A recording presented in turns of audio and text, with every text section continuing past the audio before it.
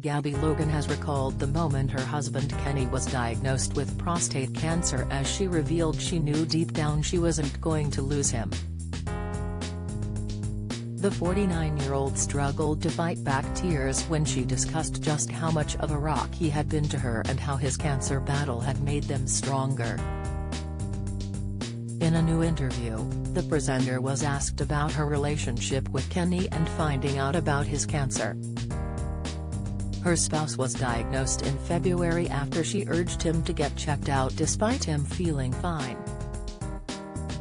Speaking to Stephen Bartlett on his The Diary of a CEO podcast, she spilled, "He was really upset as you can imagine, and I just thought, right, no, this is going to be absolutely fine. What are we going to do? What are the answers here?" His neurologist was brilliant, has a brilliant communicator, and told us what the options were, and I was like, to Kenny, well, just to get a plan together, you need to know what you're doing and then we will keep being positive about it. Karen Brady fears for royals shivering over Prince Harry's book. That's what we did really. Once we got over the initial shock, we just really kind of focused on it as a project we had to deal with, and it's a awful operation.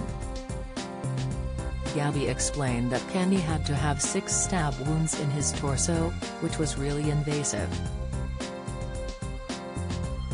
It's horrible to see him in the pain he was afterwards. It's a horrible thing to go through, but he's doing really well now. The presenter was then swiftly in tears as she revealed just how much he meant to her. Seconds later, after composing herself, she said, "Has just great, am very lucky. I knew I wasn't going to lose him. As a great man, and I couldn't ever wish for anybody to have shared my life with, who is better." Gabby and Kenny tied the knot in 2001, 2 years after meeting. Strictly's Anton Dubecka, heartbroken after Pal was axed from show, revealed Cindy Crawford wows a saloon girl with husband as Kaya steals show. Pictured Alessandra Ambrosio puts on leggy display in daring black corset. Latest, they have 2 children together, twins Louis and Reuben, 17. The BBC star said she was proud of how much of a role model he was to their children, particularly their son. On their successful marriage, she went on to say they have had rough patches like other couples, but stressed that communication was key.